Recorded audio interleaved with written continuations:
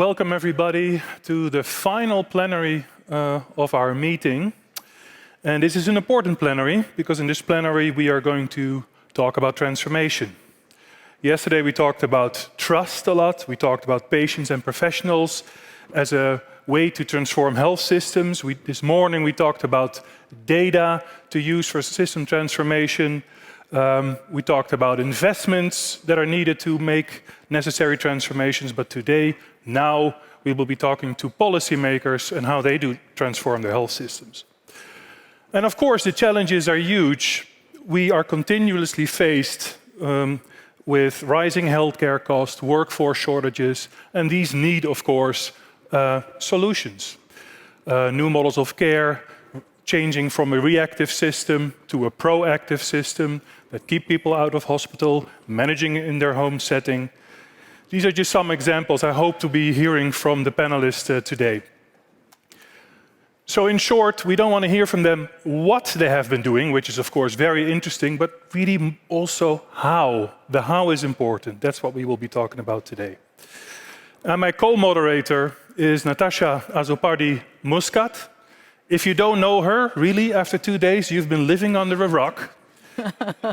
And she will also give some opening words to you. Natasha. Thank you very much, Ewout. And of course, I was meant to be closing this plenary with Josep because he had invited me to close it. And Hans said, "Ooh, I love the title of this panel. I'd really love to kick it off." So now we found Ewout to replace Josep. And let me just, I picked up from a statement that had been prepared for him, the elements which I know are very dear to his heart. The first one, we've come, we've listened, we now need to commit to act. The second, that we need to build equitable and accessible digital tools. The third, that we need quality data if we're serious about improving our performance. And the fourth, really making a strong case for investing in health and bringing the patient and healthcare workers at the fore. Ewout already said, this panel, as you will hear from Dimi shortly, is all about the how. How these case studies that we showed yesterday can be really made into large-scale, impactful transformations that we see everywhere, where we have a plethora of examples to choose from, rather than trying to actively seek out what is working. And finally, something else I picked out that really talked to me is the need for policymakers to continue to provide a strong compass of ethical leadership. And in this final plenary, we really have policymakers with us. So with that, I hand back to you, Ewout. Yeah. And there's also one other thing. I know that many of you will be leaving halfway during this session. I hope you can do it quietly. We will not be offended. I think there's a bus leaving around the hour. Okay, so without much further ado, now we're going to hear from Dimitra Panteli, who is my colleague with the Observatory Program Manager. And she is one of the authors of this brief that we will be talking about now. So, Dimi, all up to you. Thank you, Ewout, very much. I think I don't need those microphones. I have this one. Also for the right pronunciation of my name. It's a Greek name. It's not easy, but you did very well. Thank you for having me and for the privilege to share some of the insights from the latest work of the Observatory on how to implement transformative change in health systems. By now, you should also know not only who Natasha is, but also that the Observatory produces policy briefs. You've been handed enough of them over the past couple of days, I think. We have a final one, the dark blue one, called Transforming Health Service Delivery. What can policymakers do to drive change? Now I'm going to share some insights from there over the next 15 minutes approximately. Now, before I start, I have 2 disclaimers. The last keynote speaker in this plenary hall was Ashish Jha. And that is not just a difficult act to follow, it's an impossible act to follow. So I ask you in advance to be kind and perhaps manage your expectations. I will do my best. The second is that I've been trying to decide yesterday and today whether being in the last plenary of such a conference is a curse or a blessing. Because on the one hand, everything has already been said. What can we possibly bring that's new and no one has talked about? But on the other hand, everything has already been said, and we can look at it holistically and decide what are the lessons that we want to distill and take home with us. So I think looking at our excellent panel, I would opt for option 2, that it is a blessing, and I will try to do my best, as I'm sure the panel will do, to distill those messages for us to take home with us. Now, I'm here to reflect on the role of policymakers in transformation based on a policy brief that we put together with my co-authors, Nicole Mauer, who is somewhere here in the room, Juliane Winkelmann and Nick Fahy, who are not here. It is the final policy brief from the set of 5 that you will have at your disposal. And if you are not one of the lucky few who got their hands on the exclusive and elusive printed copies that have been circulating, you can scan the QR code that's on the slide, and it will take you to the landing page of all 5 policy briefs, and you can feast your eyes on them and the knowledge that is included in there. Now, over the past few days, we've been listening to different voices from within our health systems, and they've come with different perspectives. But one thing that came across very clearly throughout the different interventions was this expectation from policymakers, from decision makers, to take action to transform the delivery of health services. Obviously, as the figure on the right-hand side of the slide shows you, to transform service delivery in a meaningful way, we need leadership at different levels. We need decision makers, policy makers at the system level, and of course we need leadership at the service delivery level on the ground, at the organizational level, at the clinical level. What we're talking about here today, and I think largely also at this conference more the focus has been there, is the system level policymakers, that is those who are responsible of organizing how health services are delivered. And lots of our speakers have reminded us, most of them policymakers themselves, that health systems are complex systems and that change is very difficult and that they need to operate in circumstances of high complexity. And I think it's true. I think we're all aware from our own experience that health systems are complex. They encompass a multitude of actors with different and evolving interests and varying interconnected networks. For example, we see here on the slide a simplified outline of the German statutory health insurance system, where financing and delivering healthcare are characterized by shared decision-making between the federal government and the 16 state governments, along with self-regulated organizations of payers and providers. The figure is from the latest German Health Systems in Transition report, produced regularly by the Observatory to monitor how health systems evolve in the European region and occasionally beyond. So what we see here is that this already looks complex, even with the aggregated categories of state and federal level regulators, payers, and providers. And of course, they don't always come with unanimous views. We have an example that has been talked about already today of the big inpatient care reform in Germany that was put forward by the Federal Ministry of Health and was blocked just a couple of weeks ago from the upper regulatory body that represents the states, because some of the states, but not all of them, voted against it. So we don't necessarily take for granted that different actors within the same category will have the same views.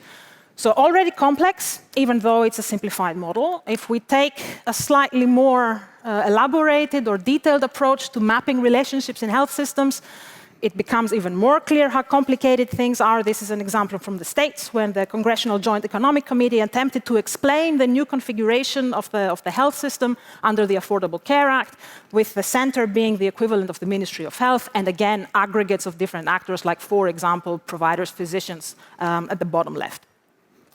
Clearly, we agree so far, health systems are complex. Change in health system has to take into account all the different actors that are involved around the changes that are intended and how their interests might be involved and how that may be managed.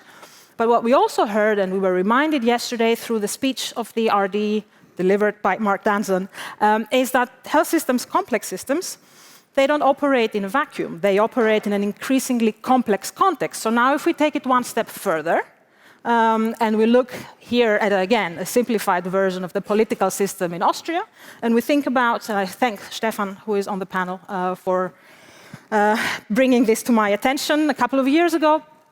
And if we think about the fact that, for example, a decision to invest in transformation, as we heard in the previous panel, might have opportunity costs elsewhere, we can very clearly see that policymakers have their work cut out for them when it comes to really trying to figure out how they can enact change within such a complex system.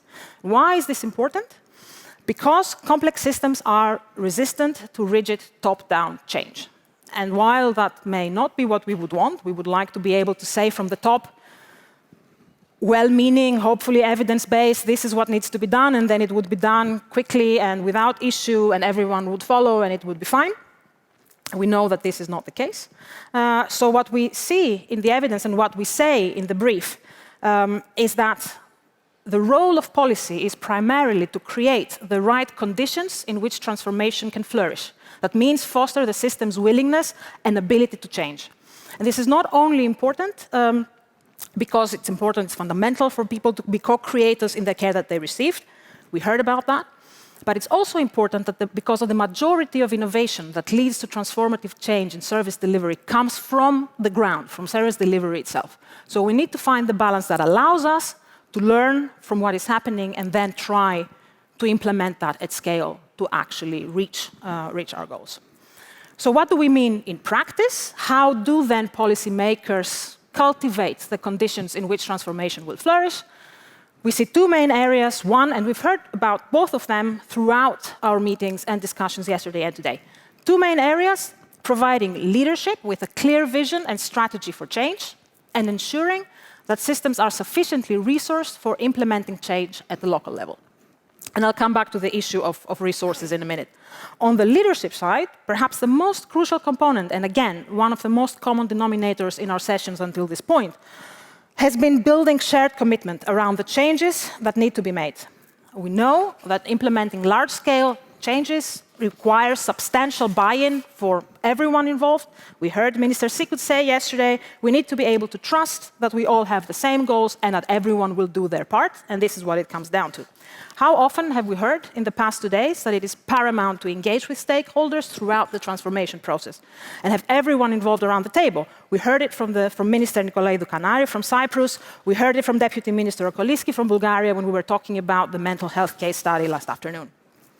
The second pillar of action, bottom of the blue box, is really ensuring that the health system is sufficiently resourced to ensure that those delivering health services on the ground can actually deliver transformative change.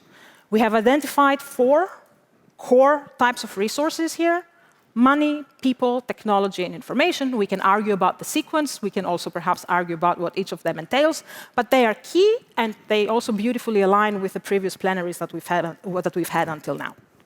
I'll go briefly into all of them, very briefly. When we talk about money, we heard in the previous plenary how investments in transforming health service delivery can be optimized, whether it needs to be more or it needs to be better. But on top of necessary allocative decisions, we also need to think about payment mechanisms and how they take the intended goals of transformation into account. I'm going to talk about integrated care in a minute, but this is a very good example for that. If you're thinking about transforming your services towards a more integrated model, having payment mechanisms that focus on individual provider services is not particularly helpful. We have to think about it a different way, so we come back to that in a second. It also means, when we talk about money and funding, that we need to take into account that transformative change itself costs money. You need to different processes. If you want to do stakeholder engagement, that doesn't come cheaply or for nothing. So you need to factor all this thing in. Core resource is people. This is, I think, the no-brainer. We've been talking about that as well a lot. It means having sufficient health professionals with the right skills and sufficient capacity to interact with the change that they are meant to implement and actually see it forward. We heard different testimonials yesterday, today about the importance of leaving space for patient care within the care process. And that can be challenged, that can be hampered by improvement or change processes unless we actually factor it in. The importance of bringing people in and how people are trained to implement changes was very clearly demonstrated in my eyes in the Danish example for the mental health program, where the clinicians were saying, we were worried about saying something wrong, this program really helped us. This gives you an idea of what the skills are that are necessary. Clearly, technological resources such as data infrastructures or, for example, laboratories, if you want to implement precision medicines like we were just talking about in a parallel session now, and as we heard for the Estonian example from First Lady Karius yesterday, but also Minister Sikut, also something to think about, and information. Plenary this morning about the importance of data. Information is perhaps the key mechanism that fosters intrinsic motivation for change, except for the extrinsic extrinsic factors that we've shown this far. And we've heard again from the Deputy Ministry of Bulgaria yesterday their work in creating care pathways within the system that are clear, where information is clear for providers so that they can actually channel mental health services in a meaningful way. Okay, leadership and resources. So we're done. This is what we need for transformation. Not quite. What we need is also, and you don't have to read this, it's impossible, we also need to realize that transformation is a process and is a continuous process of learning. So what we're trying to do here is not a spin-off of the PDCA cycle that everybody knows, is we've tried to map across the different stages of the process what different options are for policymakers to consider in order to help them inform their process, starting with identifying targets for transformation. We heard a lot on HSPA, which is a really useful tool, examples from Belgium, Czechia, Italy this morning, but also there are other options, surveys, international collaboration, also where to get ideas for the strategy that you want to implement, and here we have options like horizon scanning programs or innovation funds, and of course, we wouldn't be the observatory otherwise, learning from each other in the international context. And also how you can change different regulatory levers, what these levers might be. I talked about payment mechanisms, there are others. And then the resources you need to implement and continue implementing throughout the implementation process to introduce, sustain, and monitor transformation in service delivery so that new targets can be set and the cycle can start again. Notice, if you please, in the center of the cycle, if it's readable for you, the core role of leadership and political will.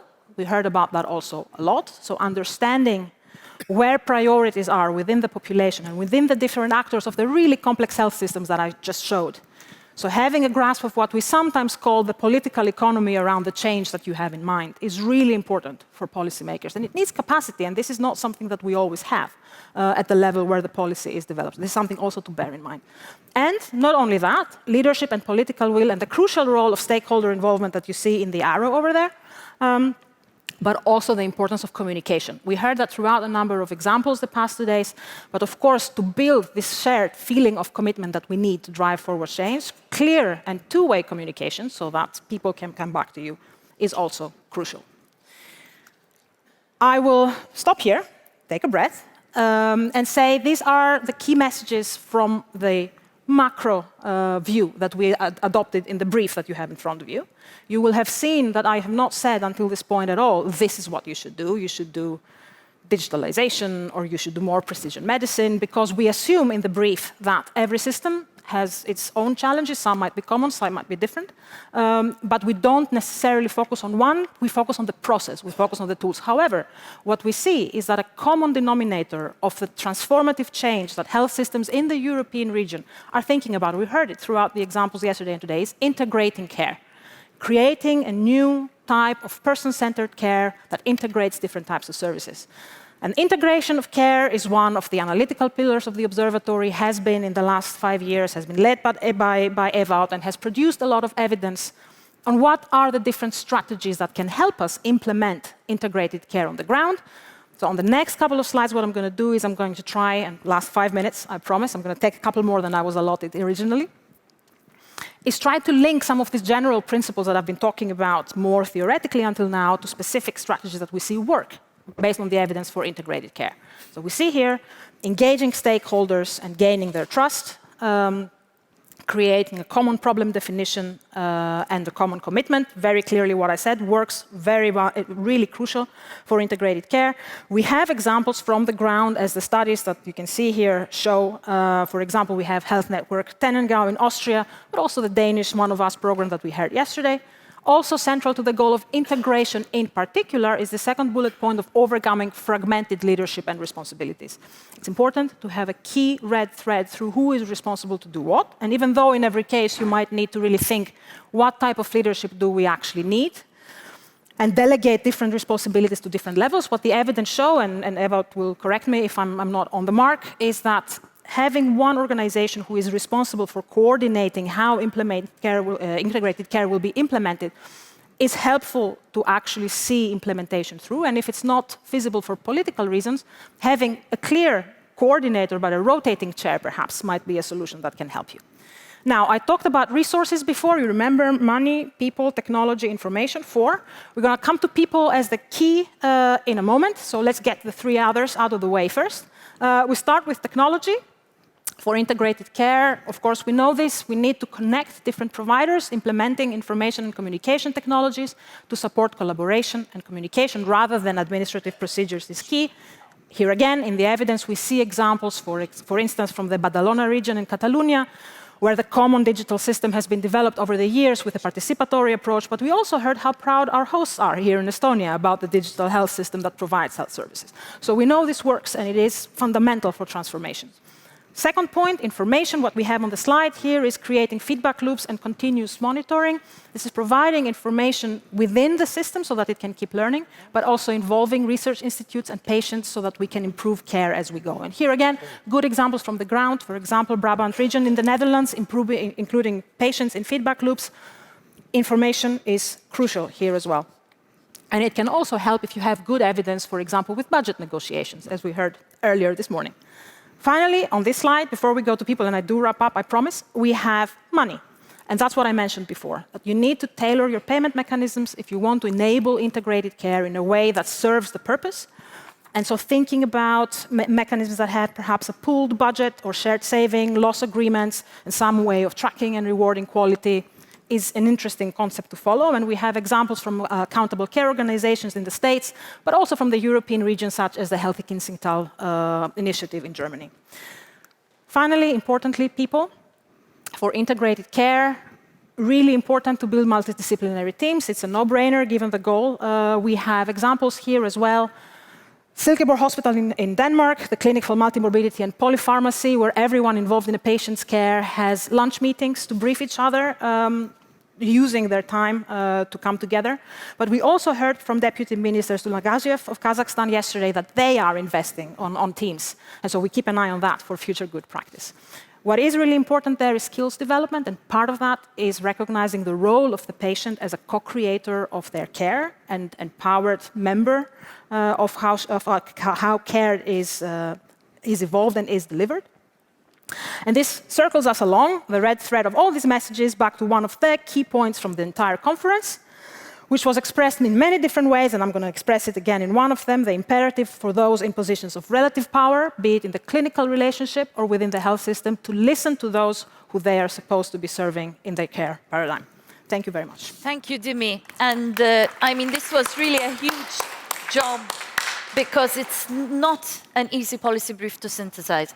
We're running short of time. We're going to skip the slide, though, because we have the people we really want to hear with us. And thank you so much for joining us. I'd like to introduce them. Minister Akko Ankarberg Johansen from Sweden. Thank you and welcome. Dirk Romekes, the Secretary General from Belgium. Thank you very much for being with us. Stefan Achwalde, who is the Director of Health Systems in Austria.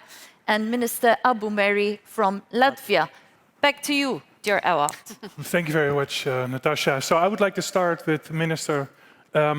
In Sweden, I know you are involved in introducing primary healthcare, reforming primary healthcare. What to you are the key ingredients for the transformation that you're seeing? I was planning to start with, it's difficult in such a complex system, but after listening to Dimitra, I won't say that.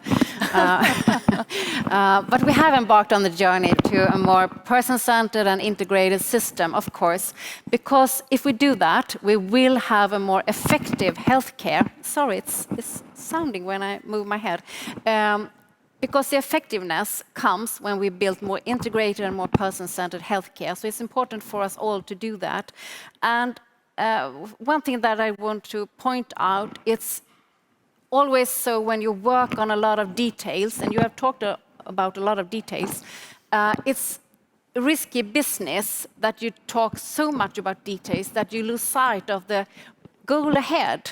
There are overarching goals, and I think you need to remind yourself nearly every week about why are we doing this, and work with details less and talk more about the overarching goal. That's important both for patients and for healthcare workers. We must know why we are doing this. And the second thing I want to say is the engagement of patients and involvement of patients is crucial, and I think we are good in that, talking on the individual level, but seldom on structural level. And I think we need to have patients' involvement and engagement on the structural level if this will be good.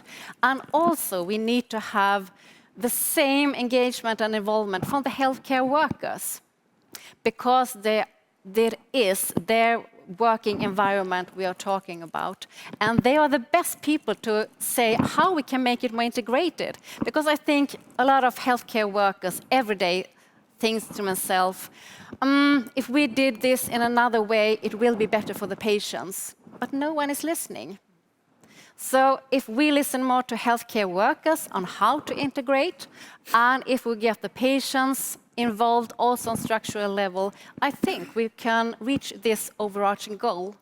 And we need to have primary care as the foundation for everything. I think I'll stop there. Perfect. Thank you very much. I hear vision, I hear co-creation, and I hear investment, and also listening to the workforce. So I'm really curious. I'm going to go to your colleague from Latvia, Minister Abu Mehdi. You are a doctor yourself. You've practiced as a doctor, and now you are responsible also for transforming the primary care system in Latvia. What is your experience? What to you are the key levers to transform the health system? Yeah, actually, I can continue my colleagues. She was talking about details, and we are saying in Latvia that the worst problem hide behind these details, you know. And that's why if we are going back I was reading that the main title today or these 3 days of this conference is trusts. Yeah. So we're looking for trust. And trust between the service providers, the patient, and the policymakers. And nowadays in Latvia, I have a big challenge. Actually, we have ongoing negotiation with the primary care association with family doctors, and we are facing try to change something, try to go forward.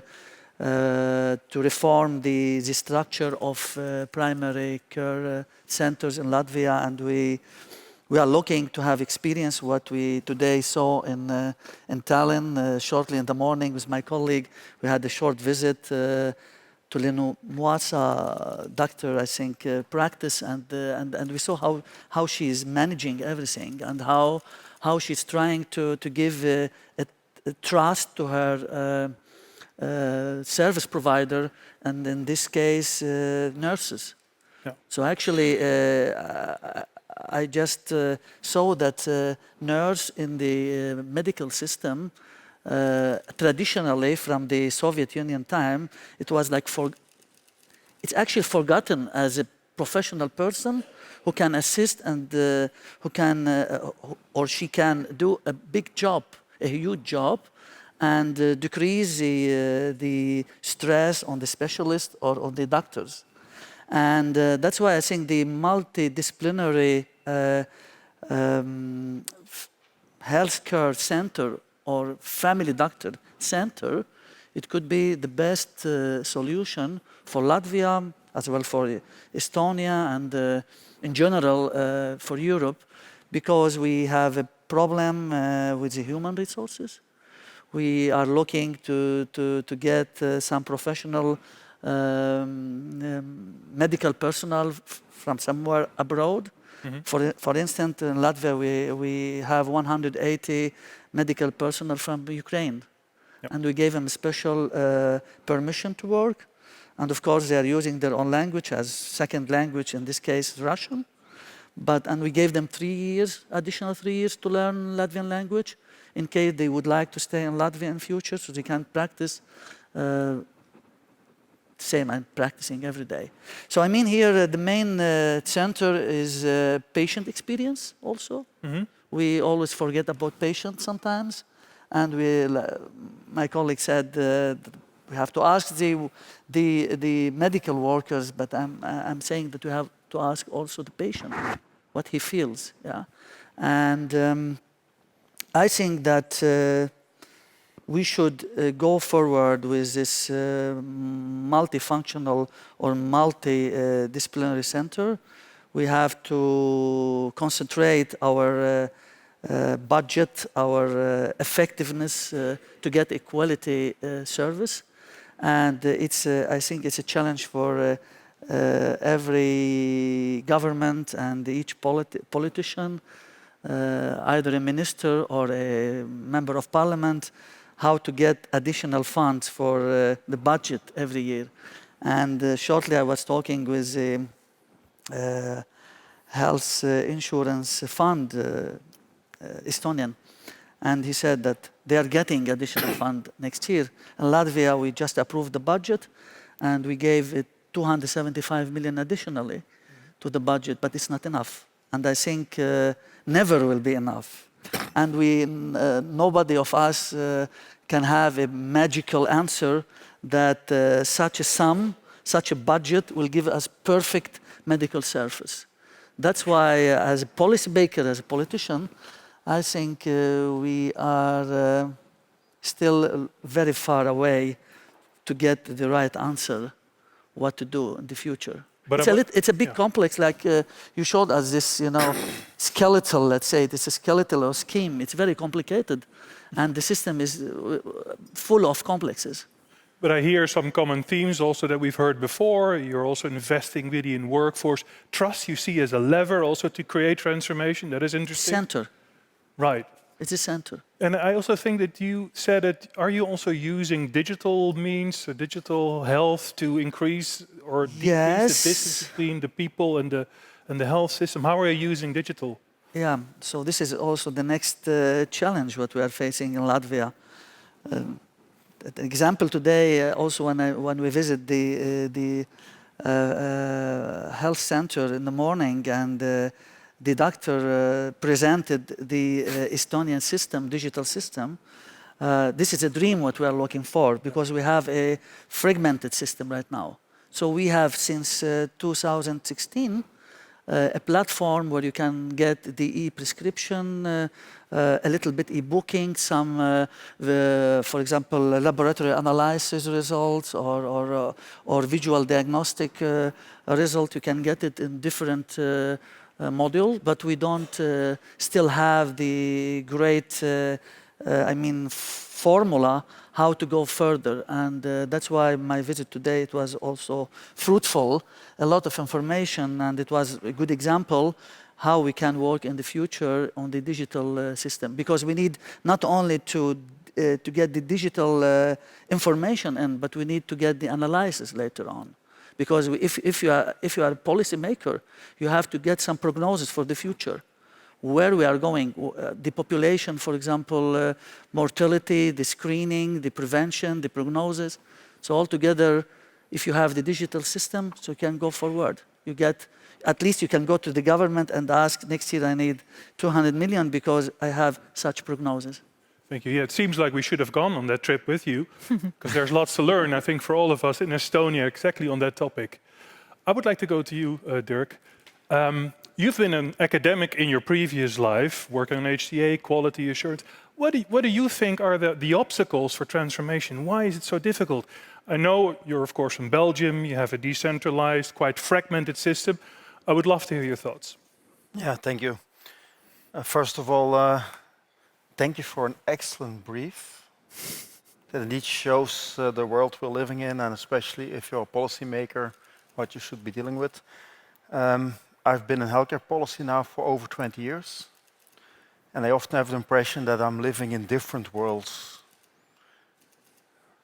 There's a layer what we're sitting in now, international conferences, WHO, OECD, and so on, and we're talking about wonderful stuff and transformation and so on, and reforms.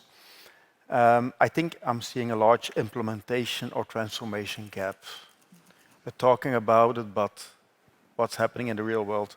Second level is, of course, national politics, regional politics, local politics. Yep. And politicians, okay, with a lot of appreciation from my side, but in general, it's a quite messy world. The political economy. Absolutely. With a clear interlinkage often with healthcare providers, medical industry, and so on. All these interests need to be reconciled by our politicians. How do we solve it? Well, there's a third level, our healthcare providers. And of course, you get what you pay for. We do know, of course, you do a tremendous job in general, but your financing systems are really what drives them. And so there we know it's quite profit-driven. There is medical industry behind. So the major question is, at the policy level, what and who is driving those changes? Politicians, industry, maybe certainly not patients, I think. That's clear, unfortunately. So I think that if you want to change things, transform things, at least you need people, policymakers, who are able to go to understand all these multi-layer systems, who know what's happening in the healthcare provider world, what's happening at the political world. So the network always wins. You need people who are able to understand the different layers before they indeed start transforming or reforming. Okay. So if you have a system like the Belgian system, which is so fragmented, how do you deal with that? Can you give us something, a bit more optimism here? You call it fragmented. I call it its a richness. Right. We have several layers and we have a lot of discussions, but in the end, we get to a consensus. And as long as the objectives are clear, I think also, if you look, we're heading now for the Belgian presidency of the EU. It's clear that we will be dealing with unmet medical needs, preparedness, and so on, but also with the governance. Yeah. It's clear for a lot of things that we need more unified European vision. Look at the COVID crisis, medical countermeasures, vaccines, and so on, solidarity between member states, that's quite important. We also need, I think, which we already learned, much more metrics that are being used by everybody.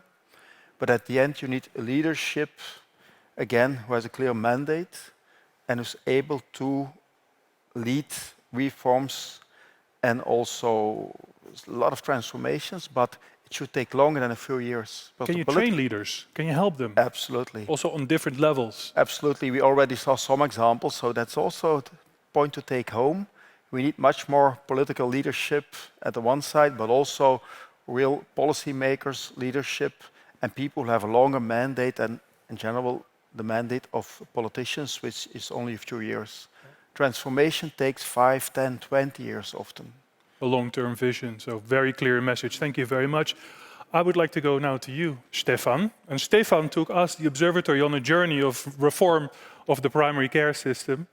And so I would love to hear your thoughts on how you transform the health system. I know you use a lot of external evidence, but you have many more messages to share. So your reflections, please.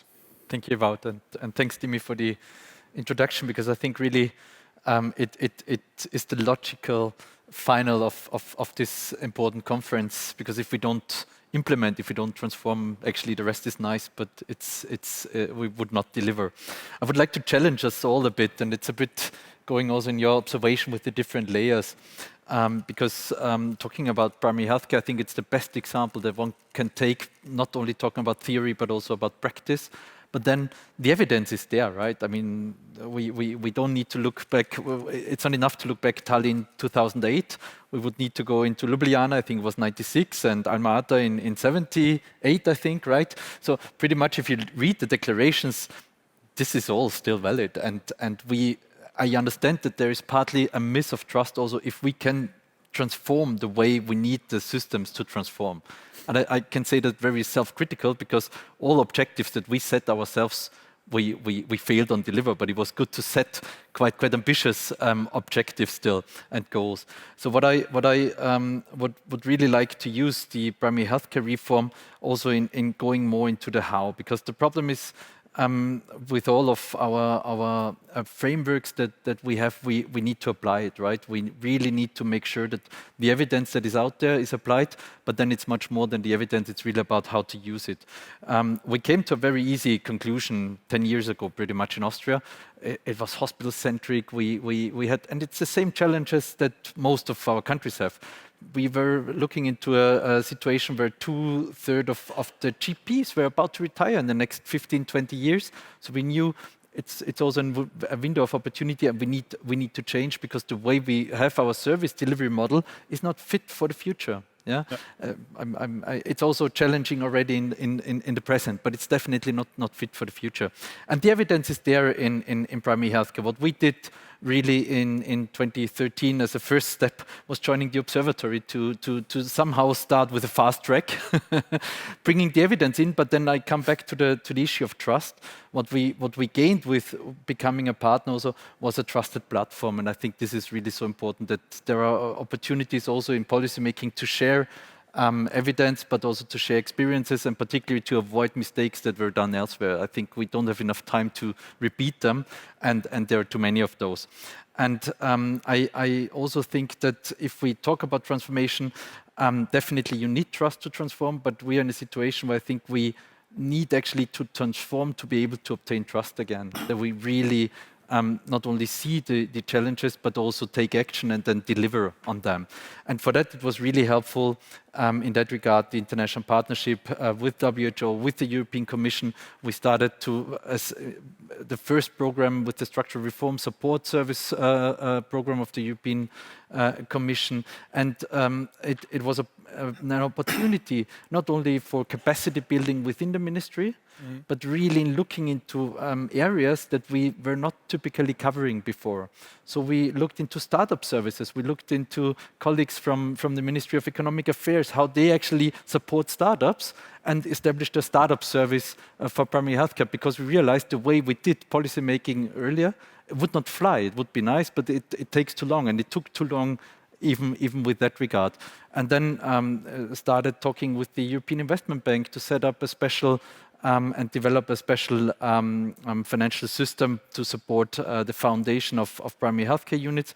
And all that enabled us not only to have the financing right, but also to have the arguments right when we had the discussions also with the Ministry of Finance. And I come back to the plenary that we had earlier, where we knew and discussed it is targeted investment we need, and it adds stability. So for us, this international collaboration added stability, that we have the same objective now for 10 years, and still it's a shared and common objective of the entire health system. And I think that's really important.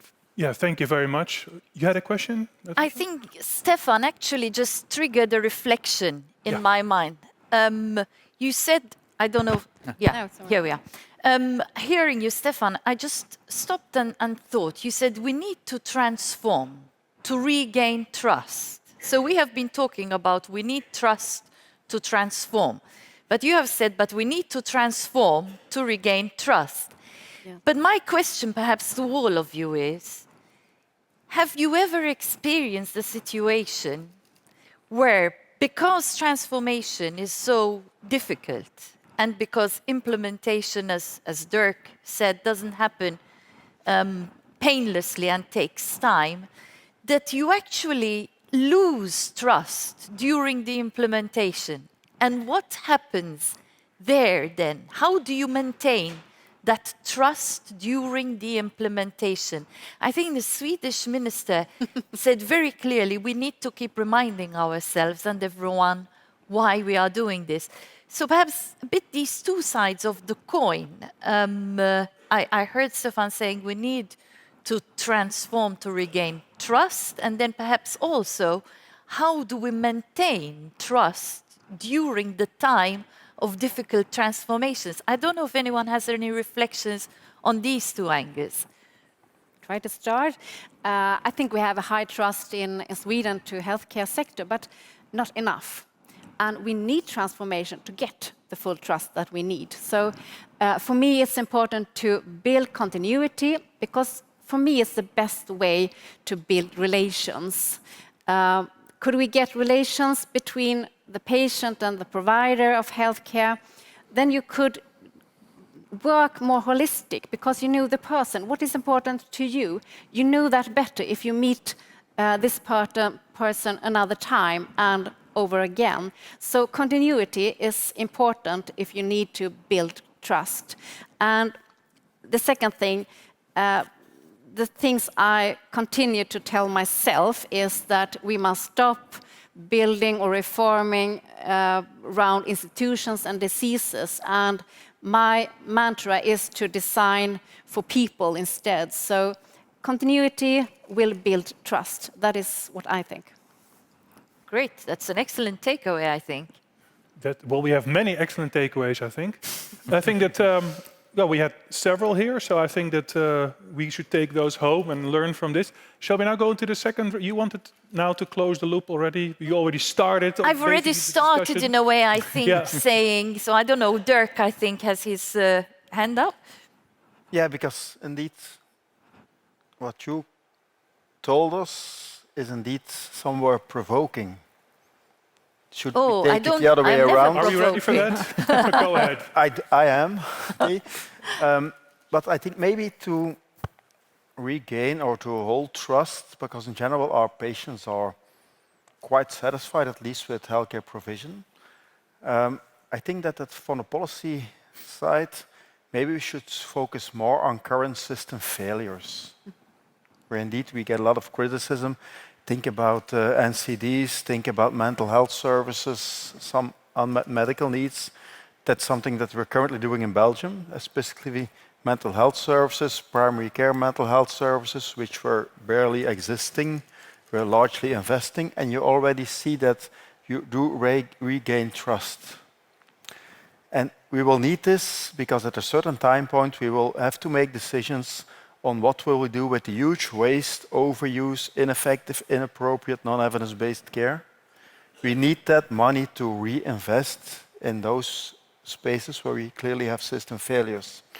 And we now already are able to have very patient-centered, inappropriate, non-evidence-based care, because that's what we're facing now. So I think that let's focus especially also on the system failures, which are, I think, the majority of our current healthcare system, quite similar. May I just add something, because thank you for saying that, Stefan, because I need to follow up that we get a more integrated and person-centered healthcare, and we used to follow up things that are easy to follow up. And it is not easy to follow up if you get an integrated or person-centered healthcare. So if someone has a good example, please tell me. Ewout has many good examples. I have many. Just invite me and I'll come and talk to you for hours about it. Good. Please. Do you, Yes, I just want to add that when you said transform, we have to transform. I think it's the most difficult problem if we can't transform our thinking, the way of thinking. And this is the biggest. We have to start by ourselves to transform the way of thinking. The second point, I don't use word anymore reform in my political agenda every day. I try to use word positive changes, some changes, open something, close something, because it's a very, it hurts people immediately, and they imagine that you are going to close a big institution and so on. And trust. So can I ask you, have we chosen the wrong title for this conference? Should we go back and not use the word transformation at all? No, transformation, it's easier. Okay. It's easier than to reform something. Okay, so we can transform. You can transform because you don't reform. Okay, sure, because I thought, that after 2 days we were going to have to start again from the very beginning. Yeah. But trust is a very difficult to gain, To gain trust, it's not very easy. It's always a challenge, actually. So you also say that it needs change in how people think about. How do you achieve that? Do you have thoughts on that? I know that Stefan has, because he's going like this, I think has to say. But do you have, yesterday, for example, it became very clear that training, education, it has a big role to play. Is that something you had in mind, or? And then we should probably go to... I don't know, it's maybe experience, life experience. Try to learn all the time and be ready to learn something new. Yeah. Stefan? Yeah. No, maybe also on the thinking, on changing the way of thinking and acting, because I think really that is a part of a necessity. We had the situation back in 2012 that we were heavily criticized for the challenges and difficult service delivery model in Austria. And with the retirement, with difficulties in rural areas of service provision, with many other factors that particularly became more relevant because of the missing integration of care, and a very, very highly focused and specialized medicine that is world class. Yeah, but they're missing out on primary care. And what the typical reflex sometimes is among or in that area of work, right, is to say, well, no, it's not that bad, and well, but we did so much already, etc. And I think that was the first time, at least in my career, that we said, yes, it's true, and this is really a wake-up call. There was then one quite important publication by the young gringos and colleagues, where Austria was really the only one red-flagged country in a way with a very, very weak primary care orientation. And we really used it. We had it on every presentation, said, yeah, it's right, but this is the reason why we need to change. And I think that is really part of addressing it, because then you can start creating a shared narrative. And what I found quite funny is that particularly also the young professionals, they wanted this change. They didn't want to work in their single-handed GP practice anymore. But the professional associations were quite hesitant. And now, if 10 years later, they are really lobbying for the change in policy. But it took 10 years, but it's there now. So a great strategy, of course. Dibi, you wanted to react, I believe. Just very briefly, and from the policy brief, I wouldn't dare, like, with all the knowledge that we have here from the ground, but I think one thing that comes out clearly for me is the communication issue. Stefan just said we had it on every presentation, if it's within the health system or if it's with the people that the health system serves. I think that's very important. And if you have a transformation, it has challenges. Some things will go well and some things won't go well. And it's just important to communicate proactively, not to wait to be criticized, but to communicate proactively that, you know, this did not go well, we're working on it, we're going to fix it, rather than to wait until it comes back. So I think communication, and we dedicate a part of the brief to that, is quite key in that respect. It is a very good point, and also came so clear yesterday in several of the examples that we heard, that you do need to have a communication strategy and also a structure in place for regular communication.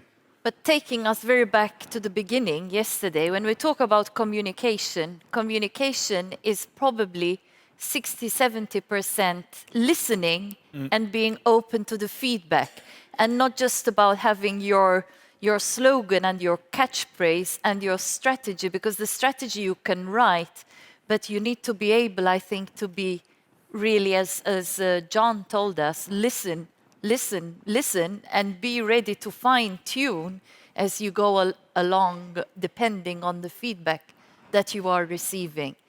And maybe, as Stefan said, if the resistance is too hard from the current cadre, you try to work with what is coming in new.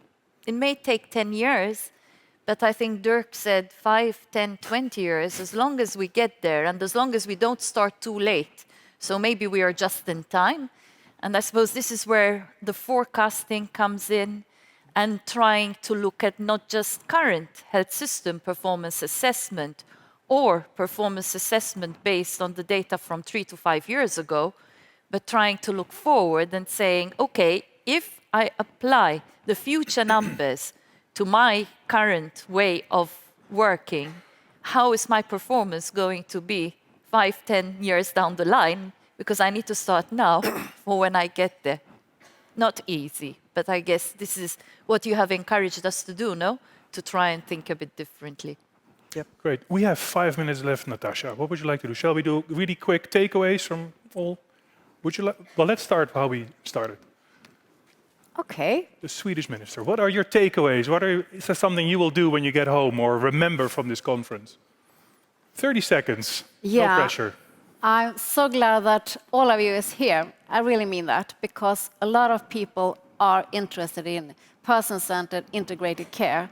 And we could do it, but it is important that we will design it for people. So thank you for coming here, and thank you so much for Estonia and WHO for doing this, because we need you as a reminder and a pusher to us to work even harder. So thank you all for put pressure on us as policymakers. We need that. Thank you. Thank you. I think cooperation, collaboration is the best what we have to do forward. And thank you very much for inviting us. Thank you for coming. Dirk? For me, it's still unclear what the governance of transformation can mean or should mean. Are we acting proactively or reactively? Look what we've faced with COVID-19. We weren't prepared. Artificial intelligence maybe will take over our healthcare system in the next decade. And I promised in Budapest that at every conference I would mention health and environment, and the impact the triple crisis will have on our system. Very great points. And certainly after the conclusions of this morning, of the ETICOP meeting, I think that it's worth mentioning it. Thank you very much. Stefan? Thank you. Yeah, maybe also as a takeaway, being prepared and be more active in planning. I think really this is what we need to do much more because, as you said, not only the climate change and climate crisis, but so many other aspects rely on a strong health system that is really then the foundation, and we see that for also social cohesion. So I think really we have this so many tools, and it's about using them and learning from each other how we can use them and make sure that we are well prepared for the future without shocks and also for a future with possible shocks. So really by joining forces, being prepared. Thank you. Thank you very much.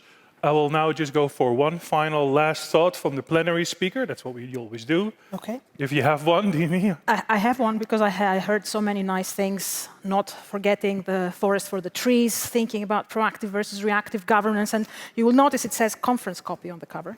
So we still can do some changes, not major changes, but some changes. So this is definitely things that I'm taking with me already. But if you have anything that you want to give to us or challenge us on this, we're always available. So thank you very much. Thank you. Thank you. Thank you, everybody, for your contributions. Thank you. Thank you for ending with such a great panel.